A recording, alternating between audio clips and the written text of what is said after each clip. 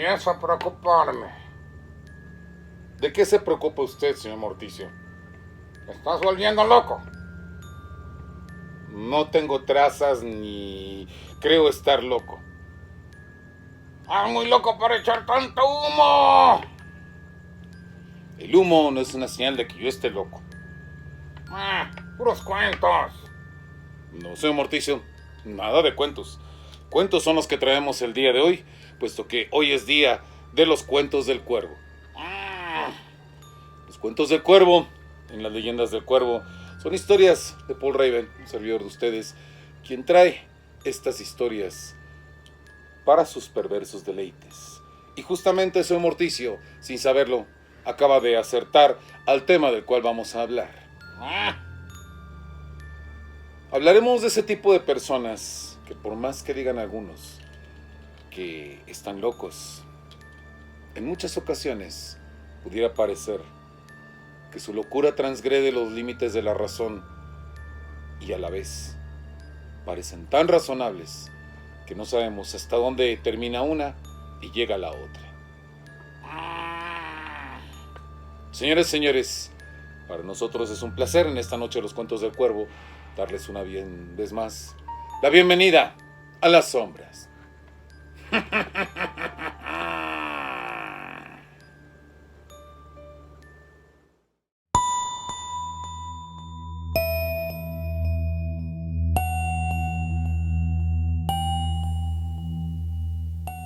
No, ya les dije que no. ¿Acaso es tan difícil de entender? No tengo ningún problema con eso. Hice lo que tenía que hacer y punto. ¿Cómo lo supe? De la misma forma que todos ustedes. Yo también oigo muchas cosas. ¿Qué dice usted? ¿Voces? ¿Por qué me toma? No soy una especie de esquizofrénico. Los esquizofrénicos oyen voces. Yo escucho la radio, oigo videos en internet. Sí se da cuenta de lo curioso que se oye. Oigo videos en internet. Se supone que los videos son para mirarse, no para oírse, pero en fin. Ya sabe usted, esta vida moderna. ¿Qué oigo? Nada distinto a lo que oyen ustedes en mi situación. Verá, hace no mucho tiempo he pasado por varias crisis. Por supuesto, quise tratar de buscar ayuda. ¿Psicólogo? Mire, en algún momento lo pensé, pero dígame usted, ¿no se supone que una persona debe sincerarse con alguien a quien le tenga confianza? Veo que coincide conmigo. Entonces dígame usted en qué cabeza cabe que le voy a platicar mis cuitas y problemas a una persona que no conozco, que no sé si me va a caer bien y de la que no sé si le importa lo que me pasa. Un amigo mío era psicólogo y solía contar en casa de sus padres sobre algunos de los casos que tenía. Salía de dar consulta y en casa se encargaba de contar con un aire de suficiencia las intimidades y problemas de quienes lo consultaban. Sinceramente, prefiero que las cosas que me afectan queden en mejores manos que las de individuos como mi amigo. Así que mejor me puse a buscar por mi cuenta videos que hablaban de las cosas que me afectaban. No es difícil. Nada más pone en la línea de la búsqueda lo que usted necesita y al instante obtiene muchas respuestas. Muchos videos. La internet tiene una respuesta para todo. Sí, claro que sé discriminar la información. Doctor, sé perfectamente que no todos los videos ni todos los resultados de las búsquedas son confiables. Por eso procuro comparar la información y trato de elegir las mejores opciones. ¿Cuáles? Se lo voy a explicar así. Según ustedes, lo mejor para una persona es no tener cerca de uno a personas tóxicas. ¿No se cansan de repetirlo? Que lo mejor para uno es alejarse de esas personas. Que si ubicas a alguien así tienes que alejarte. Claro, hay algunos que no lo tenemos fácil.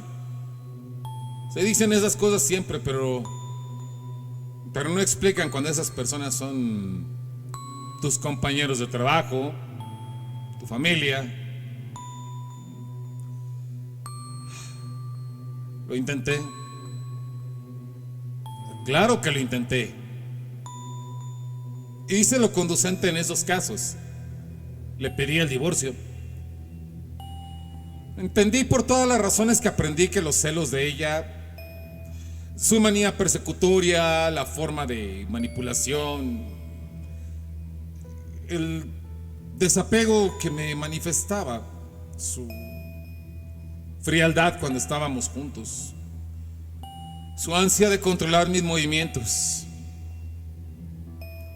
Y curiosamente, cuando le anuncié mis intenciones de hacerlo, fue cuando ella hizo todo lo posible para evitar que yo quisiera separarme de ella.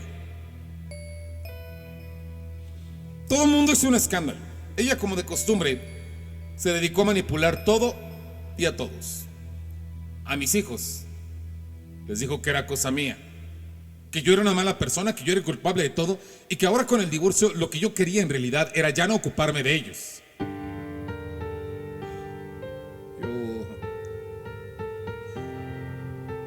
Nunca había sufrido tal maltrato de mis hijos como en aquellos días en que mi esposa los había puesto en mi contra. Todo lo que les pedía lo hacían con disgusto, con enojo. Me insultaban por lo bajo y por lo alto cada vez que podían, y no paraban de expresarme sus deseos de que me muriera. Hasta cierto punto era como si fuera yo el responsable. Creo que casi llegué a creerlo también.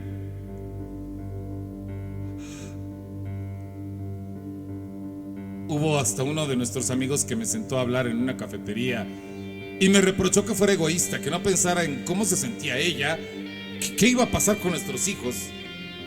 Y así como él, muchos de nuestros conocidos. Resultaba sorprendente que no a todos ellos les hubiera dicho algo mi esposa. Varios de ellos hablaban porque sencillamente sentían que era lo correcto, que un matrimonio no se puede acabar, que yo no tenía derecho a hacerle eso a ella, que yo estaba mal, que mi deber era, ¿cómo decían? Así que tenía que luchar por ella y por mi familia. No recuerdo que nadie se pusiera de mi parte. Aún mis amigos estaban en desacuerdo. Pensaban que así era en todos los matrimonios. A ninguno de ellos le era importante saber cómo me sentía yo. No les importaba saber cómo es que había llegado a esa decisión. Y sin embargo, yo seguía ahora hasta leyendo muchas cosas sobre la manera de sobrellevar las dificultades del matrimonio, así como la forma que uno tenía de buscar para sentirse mejor. Nunca me imaginé que hubiera tanta literatura sobre el tema. En verdad que cuando me di cuenta me sentí abrumado. ¿Qué tal si no leía el libro adecuado? El libro que me ayudaría a que finalmente pudiera ayudarme a mí mismo. Y sin embargo, yo seguía leyendo y viendo y escuchando en todas partes que era necesario que en mi vida yo hiciera ese cambio. Pero resulta que mientras todas las recomendaciones que yo leía, veía y oía se supone que eran las correctas, lo que vi es que la gente tiene una forma muy distinta de pensar. Cierto, toda la gente piensa que lo correcto es mantener la familia, tener buenos valores, ser abnegado. Pero por otro lado se nos pide que hagamos lo que necesitamos: ser libres, vivir sin problemáticas que nos afecten, respetar la forma de vida o de elecciones que tengan los demás. Pero nadie podía respetar las elecciones que quería hacer. Nadie comprendía que necesitaba mi libertad para sentirme mejor, que deseaba deshacerme de los problemas, que yo no tenía ningún problema con las elecciones de ella o de incluso de los niños, si al final ya no volvíamos a vernos. Estaba bien, no tenía problema con eso. Pero ¿por qué nadie podía respetar mi elección? ¿No acaso se habían cansado de decirme por todos los medios que era necesario para evitarme un daño? A ver, usted es un experto en estos temas. Creo que le ha quedado claro que tengo daños severos en mi autoestima. Estoy desorientado en cuanto a la actitud que debiera tener para con los demás. Tiendo a la autorrepresión, tengo ansiedad social, siento mucho temor ante varios tipos de situaciones conflictivas, tiendo a ser demasiado duro y demasiado exigente conmigo mismo. Siento que yo tengo la culpa de todas las cosas. En realidad, ¿se le hace insólito que al final lo haya hecho? ¿No cree, por el contrario, que en realidad era lo único que podía hacer? Explíquemelo. Durante todo el proceso me han dicho que necesito ayuda, y hoy que por primera vez le estoy contando tal y como fue y tal y como lo viví, la única persona que podría proporcionarme respuestas no puede decirme nada, o no quiere decirme nada. Por eso, y se lo dije antes, por eso no consulto psicólogos ni psiquiatras. No confío en ellos. Suelen callarse cuando uno necesita que hablen, que le digan qué es lo que pasa, qué es lo que está mal, qué es lo que sucede con uno. Ustedes hacen experimentos con ratas, ¿verdad? Para averiguar algunos aspectos del comportamiento humano. Dígame qué cree que puede hacer una rata cuando le cierra todos los caminos que debe recorrer en un laberinto. O se ve obligada a andar en el laberinto toda la vida, o busca una salida, por algún lado, en cualquier parte. Exacto. Era buscar una salida o dejarse morir. Y, ¿sabe? La supervivencia es un instinto básico. Cuando todos los muros y paredes se vuelven obstáculos en tu camino, lo mejor que puedes hacer es considerar que no son obstáculos, sino que son parte del camino. Son parte de ese sendero que tienes que recorrer para llegar a un lugar. Sobreponerte a esas dificultades es lo que te va a llevar a superar esas dificultades. Y sabe, es cierto, me siento satisfecho. Es cierto que cuando te has librado de las personas tóxicas en tu vida, uno se siente liberado, listo para crecer personalmente, empezar de nuevo la vida. Sí, ya sé que la voy a empezar en otro lugar, pero finalmente es empezar de nuevo. Y eso es un aliciente que nadie pudo darme ni comprender. Era suficiente como que me permitieran hacerlo, que me permitieran ser libre, que me dejaran separarme de ella. Monstruo. No parece muy científico que usted me califique así con esa palabra. Sí, entiendo lo que hice. Tal vez lo entiendo mejor que usted. Donde usted ve el asesinato de una familia entera, yo veo la libertad que se me negó a buscar, que me negaron todas las personas a mi alrededor, obcecadas en buscar que las cosas marchen bien como se supone que deben ser, en lugar de mirar lo que son. Si yo soy un monstruo por eso, es porque he tenido una buena escuela en esta sociedad, amigo mío. No culpo a nadie. Asumo las responsabilidades de lo que hice. ¿Arrepentirme? ¿De qué? Sencillamente me limité a ser congruente con las cosas en las que creo. Y creo que yo merezco una vida mejor. Libre, sin las ataduras que la gente le pone a una persona que desea sencillamente vivir de otro modo. Y de algún modo tenía que lograrlo. ¿Remordimientos? No. Ninguno. Sencillamente creo en la razón y el razonarlo. ¿No era lo más lógico? Dígame. Dígamelo. El doctor Gabriel Reyes meneó la cabeza. Hizo una seña y pidió salir del cuarto de interrogatorio.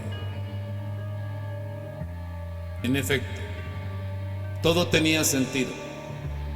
Pero, ¿por qué tuvo que terminar con una familia masacrada a escopetazos? ¿Qué es lo que produce esos monstruos? ¿La sociedad? ¿La razón? ¿Un momento de locura?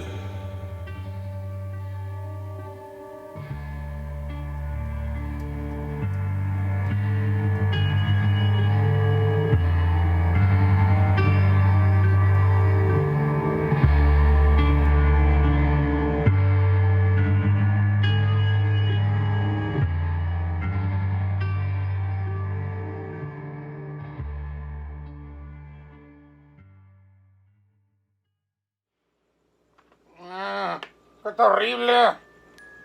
pero real. El sueño de la razón produce monstruos, decía en el título de una de sus obras pictóricas famosas un famoso autor llamado Francisco de Goya, un artista incluso para razonar sobre estas cosas. Ah, Sin embargo, señor Morticio, para cerrar esta noche, tenemos un pequeño relato llamado Parasomnia Macabra. ¿Masomnia? De alguna manera este tipo de padecimientos que se tienen durante el sueño, aunque algunos padecimientos suelen ser bastante extremos. Ah.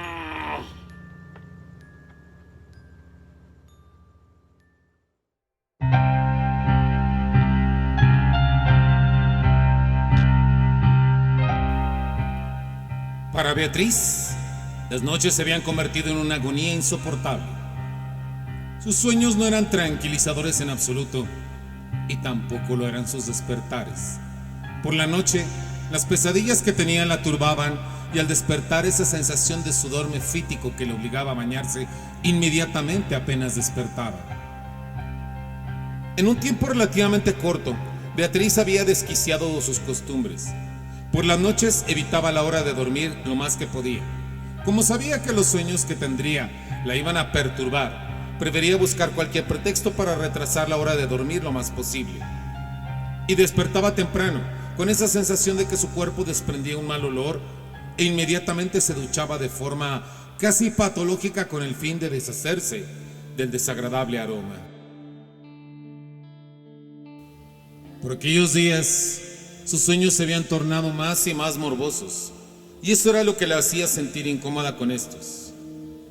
Soñaba con apasionados encuentros que, si bien al inicio del sueño le parecían relajantes por lo que le hacían sentir, repentinamente en los sueños mismos comenzaban a aparecer situaciones que convertían estas imágenes en situaciones escalofriantes.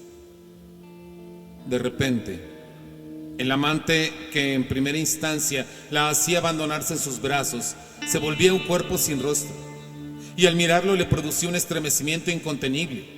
O bien los escenarios de dichos encuentros amorosos eran lugares en los que ella no reparaba al principio, pero cuando avanzaba el sueño la hacían desear correr inmediatamente. Se había soñado en la plancha de una morgue, en una carnicería rodeada de reses pendiendo de ganchos alrededor, en la lápida de un cementerio.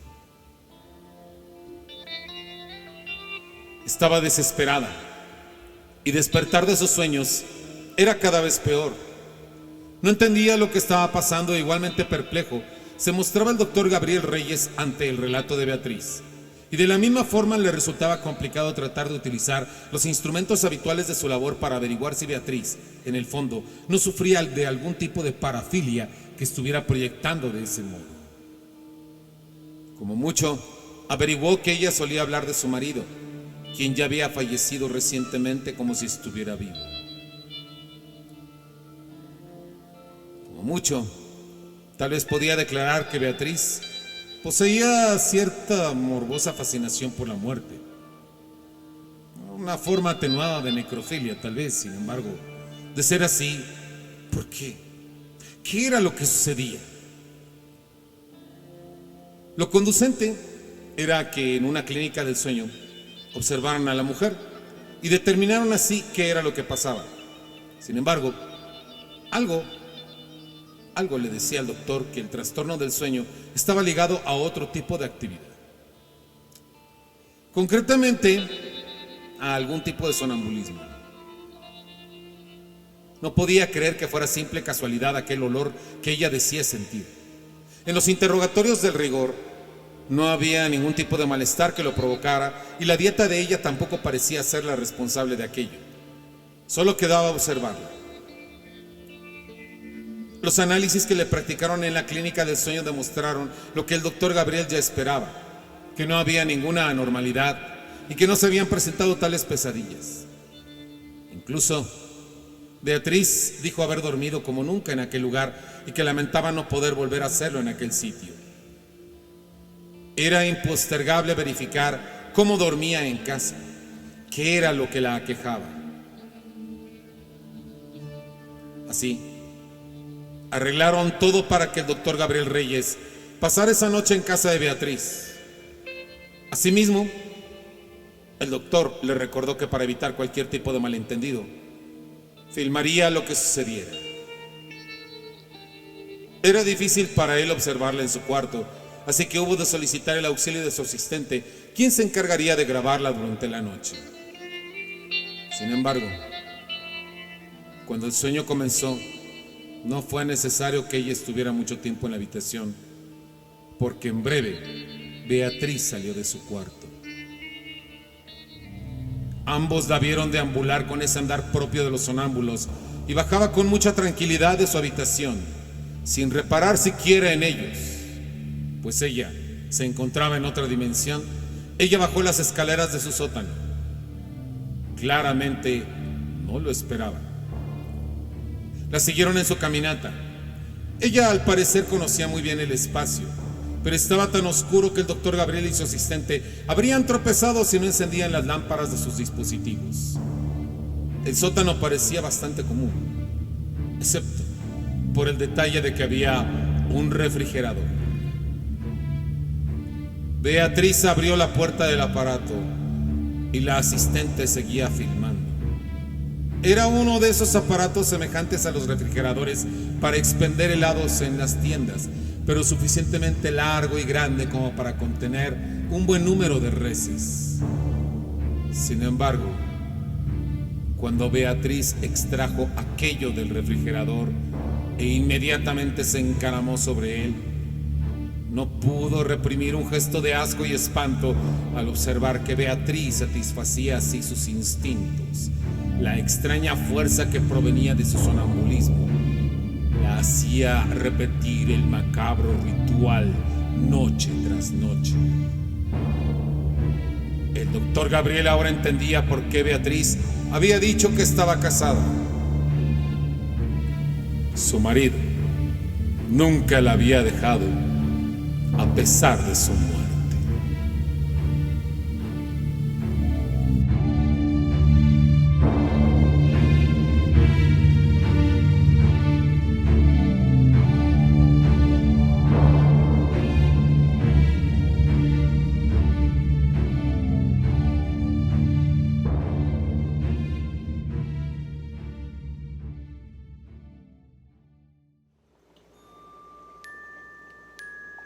Calma, señor Morticio, no es algo que haya sucedido. Pero pudo haber sucedido. Bueno, no lo sé. Pudo haber sucedido, pero el hecho es que no ha sucedido, por lo menos yo que no tenga yo conocimiento de una situación así. Lo que sí, de alguna manera ha sucedido, es que este tipo de narraciones, esperamos que sean de su agrado, para aquellos que son amantes de lo macabro, amantes de lo oscuro, y si lo son, por supuesto, una vez más me permito recomendarles el volumen en el cual aparece mi historia Creación de un monstruo. Me refiero a la antología de monstruos, 10 autores latinoamericanos publicados por la editorial Esqueleto Negro, en los cuales ustedes encontrarán solaz y esparcimiento a través de este encuentro con estas criaturas que pueden ser bastante reales o irreales en un dado momento. Además de este volumen, por supuesto, próximamente tendremos la presentación física de otro ejemplar en donde se encuentra mi relato Danza de Sombras. ¡Felicidades! Este volumen es el de Ayerbos, cuentos, relatos y poemas del bosque de la Hermandad de Essen. La Hermandad Literaria de Essen, que ha congregado a 39 autores, escribiendo cuentos y relatos sobre el bosque, poesías. En este caso, un servidor llevó un relato de horror. Por supuesto, la maestra Angie Vampi, a quien le mando cordiales saludos, mi Lady Carmila, llevó su poesía a este volumen. Y, por supuesto, en este volumen esperamos que ustedes encuentren la posibilidad de seguirnos apoyando para que nosotros sigamos con esta labor. Para agregar dentro de esta serie de menciones al maestro Nathaniel Llano y por supuesto a la maestra Angie Vampi, agradecemos también a Eternal Lunas el apoyo mostrado no solamente para esta posibilidad de publicación, sino también para el canal de las leyendas. Recuerden que estamos en Eternal Lunas, así que los invitamos a que nos sigan a través de los distintos medios que tiene Eternal Lunas para ustedes, tanto el Instagram como Eternal Lunas 1, como también el Twitter Eternal Lunas 22 y por supuesto página de Facebook Eternal Lunas, que lleva en la URL el nombre de Cultura Gótica. En estas páginas van a encontrar también las menciones a Leyendas del Cuervo Oficial, nuestro sitio, desde que ha empezado el canal, y el grupo de Bienvenidos a las Sombras Oficial, donde en ambos lugares publicamos las notificaciones de nuevas leyendas, de nuevos videos, y por supuesto de videos anteriores, recomendaciones entre otras cosas, y por supuesto no olvidar los videos del señor Morticio, Crónicas de Morticio. En las Crónicas de Morticio ustedes van a encontrar en cosa de un minuto pequeñas cápsulas que hablan acerca de costumbres funerarias poco frecuentes, de casos escalofriantes y asimismo también de hechos, historias absurdas, extrañas, muertes raras, entre otras cosas que a señor Morticio le gusta platicar, por más que aparentemente le den miedo todas estas cosas. Sí, me dan miedo tus cosas. Y no diré las que yo veo en su canal, señor Morticio, definitivamente. Pero bueno, si ustedes quieren llegar a este universo de las leyendas del cuervo, de lo que es Eternal Lunas, la página de Cultura Gótica, solo tienen que buscarnos tanto en Facebook como también en este espacio, porque también Eternal Lunas tiene su canal de YouTube. Acérquense a él, acérquense, se está comenzando a compilar una serie de videos en los cuales también Paul Raven aparece para hacerles unas pequeñas charlas sobre literatura en los libros del cuervo. Asimismo también aparecen los videopoemas de la página. Acérquense al canal de Eternal Lunas. Lo esperamos ahí y nosotros por el momento no tenemos otra cosa sino recomendarles que si por primera vez llegan a este espacio, ustedes se nos unan a través de la suscripción, a través de activar la campanilla para poder tener notificación de los videos nuevos y por supuesto no olvidarlo en este sentido, también otórganos un like si el video les gustó, háganos un comentario. Hoy específicamente queremos agradecer bellos comentarios que hemos recibido. Agradecemos que las personas comenten en un dado momento que desearían que hubiera más personas en el canal. Bueno, esta es la oportunidad. De esta manera es como ustedes pueden ayudarnos a vencer la horrenda leyenda del algoritmo. Sin más por el momento, señores, agradeciendo como siempre su preferencia y por supuesto que nos acompañen martes con martes. Esperamos el próximo martes estar nuevamente con ustedes una vez más para darles la bienvenida a las sombras.